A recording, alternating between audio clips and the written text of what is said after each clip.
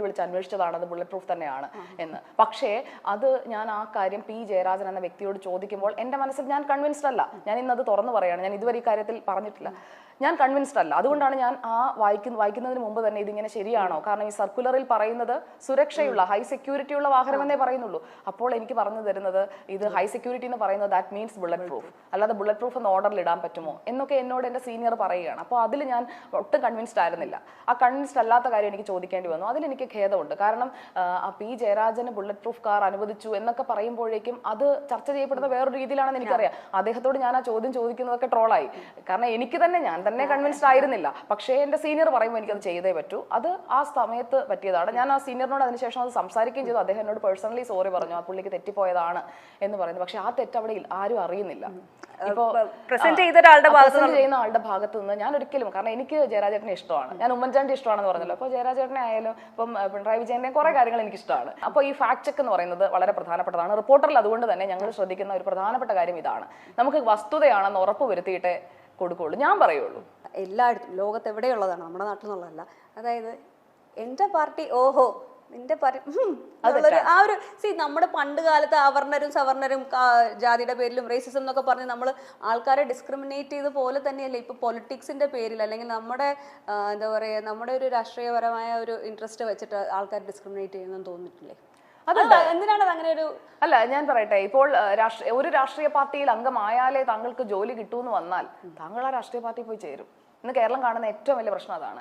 നിങ്ങളൊരു രാഷ്ട്രീയ പാർട്ടിക്കാരനാണെങ്കിൽ നിങ്ങൾക്ക് ജോലി കിട്ടും, അല്ലെങ്കിൽ നിങ്ങൾക്ക് പിൻവാതിൽ വഴി നിങ്ങൾക്ക് നിയമനം കിട്ടും എന്ന് കണ്ടാൽ നിങ്ങൾ ആ പാർട്ടിയിലേക്കേ പോകൂ. അത് മനുഷ്യനിൽ സഹജമായിട്ടുള്ള ഒരു കാര്യമാണ്. പക്ഷെ ഞാൻ അങ്ങനെ പോയിട്ടില്ല. ഒരു രാഷ്ട്രീയ പാർട്ടിയുടെ ലേബലിലല്ല, അല്ലെങ്കിൽ ഒരു രാഷ്ട്രീയ പാർട്ടിയുടെയും അംഗമായിക്കൊണ്ടുള്ള ജോലി നേടലോ ഒന്നുമല്ല. ഞാൻ പറഞ്ഞല്ലോ, ഞാൻ ആദ്യമായി ജോലി ചെയ്യുന്ന news channel Kairali people TV ആണ്. എന്നാൽ ഞാൻ SFIയുടെ ഒരു കേഡറോ അല്ലെങ്കിൽ CPIM പാർട്ടിയിലെ ഒരു അംഗമോ അല്ല. അവിടെ എൻ്റെ മെറിറ്റും ഞാൻ ഇന്റർവ്യൂ അറ്റൻഡ് ചെയ്ത് കൃത്യമായ വഴികളിലൂടെയാണ് ഞാൻ വന്നത്. പക്ഷേ പാർവതിനെ പൊതുവെ SFIയുടെ ആളല്ല, BJPയുടെ ഒരാളായിട്ട് തന്നെയാണ്. ഇപ്പോ നമ്മളിപ്പോ BJPയിൽ എനിക്ക് അംഗത്വമുണ്ടോ എന്ന് ചോദിക്കും. സംസ്ഥാന പ്രസിഡന്റിനെ ഫോൺ നമ്പർ എടുത്തൊന്ന് വിളിച്ചു നോക്കി അറിയാമോ. അംഗത്വം ഉണ്ടോ എന്നല്ല ഞാൻ ചോദിക്കുന്നത്, അംഗത്വം ഉണ്ടോ, അംഗത്വം എടുത്തില്ല. പക്ഷെ ഞാൻ പഠിച്ച കോളേജിൽ ABVP ഇല്ല. ഞാൻ അതിനുശേഷം BJPയുടെ അംഗമാവുകയോ ഒന്നും ചെയ്തില്ല. നമുക്കൊരു എന്താ പറയുക, അല്ല, ഞാൻ BJPയിൽ അംഗമായാൽ അതൊക്കെ വാർത്തയാവില്ലേ?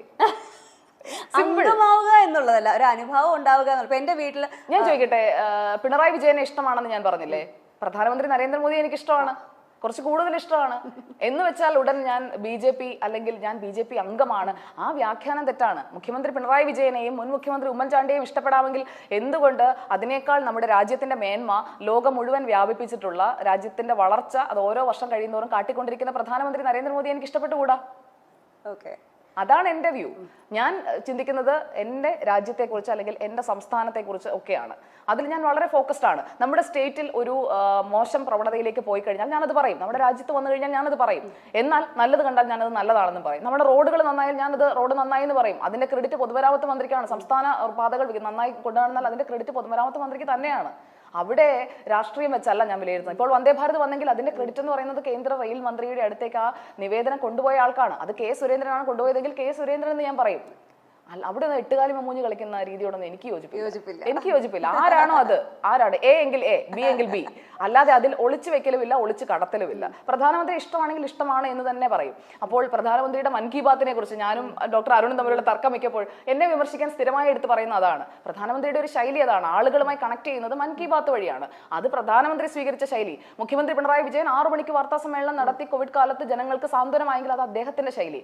രണ്ടും രണ്ട് വ്യക്തികളാണ്, രണ്ട് ഭരണാധികാരികളാണ്. അവർക്ക് അവരുടേതായ രീതിയിൽ പോകാനായിട്ടുള്ള അവകാശം ഉണ്ടെന്ന് പറയുന്നത് പോലെ തന്നെ സുജയ പാർവതിയുടേതായ നിലപാടെടുക്കാനും അവകാശമുണ്ട്. You got the point? I got the point. പക്ഷേ മീറ്റ് ദ എഡിറ്റേഴ്സിൽ പലപ്പോഴും നിങ്ങൾ തമ്മിലുള്ള ഈ ഫൈറ്റ് സ്ക്രിപ്റ്റഡ് അല്ല, ഇപ്പൊ മനസ്സിലായല്ലോ അല്ലേ? സ്ക്രിപ്റ്റിന്റെ ഒക്കെ എന്ത് ആവശ്യം? ഇതിങ്ങനെ കമ്പ്യൂട്ടർ പോലെ പ്രിന്റ് ചെയ്ത് വരുമല്ലേ? ഇപ്പൊ പലപ്പോഴും നികേഷ് കുമാർ സാറ് നിങ്ങൾ രണ്ടുപേരും ആർഗ്യുമെന്റ് നിൽക്കുന്നത് ഞാൻ കാണുന്നുണ്ട്. അതെ, സാറിന് ടെൻഷൻ അധികം സഹിക്കാൻ പറ്റാത്തതുകൊണ്ടാവും. പിന്നെ സാറ് എന്ന് പറഞ്ഞു കഴിഞ്ഞാൽ സാറ് ഞാൻ പറഞ്ഞല്ലോ, ഞാൻ ആ റെസ്പെക്ട് കൊടുത്താണ് എപ്പോഴും. ഞാൻ സാറേന്ന് തന്നെയാണ് ഞാൻ ആ ഷോയിലും വിളിക്കാറുള്ളത്, നികേഷ് സാറേന്ന് വിളിച്ച്. അതായത് ഞാൻ അദ്ദേഹത്തെ ആദ്യമായിട്ട് കാണുന്നത് 2011 ഈ റിപ്പോർട്ടർ ചാനലിന്റെ തുടക്കത്തിന് മുമ്പുള്ള ആ സമയത്ത് എന്നെ വിളിച്ചതിന്റെ അടിസ്ഥാനത്തിൽ ഞാൻ അവിടെ വരുമ്പോഴാണ് ഞാൻ ആദ്യമായിട്ട് നികേഷ് സാറിനെ കാണുന്നത്. അത് കഴിഞ്ഞിട്ടുള്ള ഞാൻ ഏഷ്യാനെറ്റിലേക്ക് പോയതിനു ശേഷം ഞങ്ങൾ നേരിട്ട് കണ്ടിട്ടില്ല. അത് കഴിഞ്ഞ് ഇപ്പോൾ വരുമ്പോഴും ഈ റിപ്പോർട്ടർ തുടങ്ങുന്നതിന് തൊട്ട് മുമ്പുള്ള ദിവസം കാണുമ്പോൾ സാർ എന്നെ കാണുമ്പോഴത്തേക്ക് ഇത് നമ്മുടെ കുട്ടിയാ എന്ന് പറഞ്ഞ് ചേർത്ത് പിടിക്കുന്ന ആ ഒരു വാമത്തുണ്ട്. അതാണ് ഞാൻ പറഞ്ഞത്, ഇന്നലെ കാണണമെന്നില്ല, വർഷങ്ങൾ കഴിഞ്ഞാലും നമുക്ക് ആ വ്യക്തിയുടെ ലൈഫിൽ അല്ലെങ്കിൽ ആ വ്യക്തി നമ്മളെ ഓർക്കുന്നുണ്ടെങ്കിൽ അത് ഞാനൊരു പ്ലസ് ആയിട്ടാണ് കാണുന്നത്. എവിടെ അവസാനിച്ചോ അവിടെ തന്നെ തുടങ്ങാൻ പറ്റും, എത്ര ഗ്യാപ്പ് ഉണ്ടെങ്കിലും അല്ലേ? അതെ, എനിക്ക് തോന്നുന്നത് ചിലപ്പോൾ അതൊരു കാരണം റിപ്പോർട്ടർ എന്ന് പറയുന്നത് അതൊരു വ്യത്യസ്തമായ പ്ലാറ്റ്ഫോമാണ് അന്ന് സാറ് ഡിസൈൻ ചെയ്തത്. ഞാൻ അന്ന് അതിന്റെ ഭാഗമായിട്ട് വരുന്നതും അങ്ങനെ ആ ഒരു ചിന്തയുടെ പുറത്താണ്. അതിൽ നിന്ന് ഇപ്പോൾ പുതിയ രീതിയിലേക്ക് അതിനെ കൊണ്ടുപോകാനായിട്ട് ഒരു ഇത് വരുമ്പോഴേക്കും അതിലേക്കും എനിക്ക് വരാൻ പറ്റുന്നു എന്ന് പറയുന്നത് ഞാനതൊരു പ്ലസ് ആയിട്ടാണ് കാണുന്നത്. കാരണം അത് ദർ ഈസ് സംതിങ്. അന്ന് അവിടെ നിൽക്കാതെ പോയ ഞാൻ ഇവിടെ തിരിച്ചു വരണം എന്നുണ്ടെങ്കിൽ എന്തെങ്കിലും സംതിങ് ഡെസ്റ്റിനി പ്ലാൻ ചെയ്തിട്ടുണ്ട്, ഇവിടെ വന്ന് എന്തോ ചെയ്യാനുണ്ട്. അപ്പൊ അതുകൊണ്ട് അതിനുവേണ്ടി ആയിരിക്കും തിരിച്ചു ബ്രേക്ക് എടുക്കണം എന്നല്ലേ വിചാരിച്ചിരുന്നത്?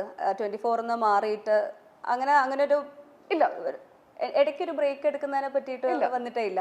പക്ഷെ അങ്ങനെ ഒരു ന്യൂസ് വന്നതുപോലെ ഇല്ല, ബ്രേക്ക് എടുത്തില്ല. ഞാൻ കുറച്ച് തീർത്ഥയാത്രയൊക്കെ നടത്തി, ചിത്രങ്ങളൊക്കെ കണ്ടുകാണല്ലോ. ഞാനന്ന് കാശിയൊക്കെ പോയി. ഞാനന്ന് ഉത്തർപ്രദേശ് മുഴുവൻ ഒന്ന് പോയിരുന്നു, യാത്ര പോയിരുന്നു. അത് പബ്ലിക് പോളിസി റിസർച്ച് സെന്റർ എന്ന് പറയുന്ന ഒരു റിസർച്ച് ഇൻസ്റ്റിറ്റ്യൂട്ടിന്റെ അതിന്റെ ഇൻവൈറ്റ് അനുസരിച്ചാണ്.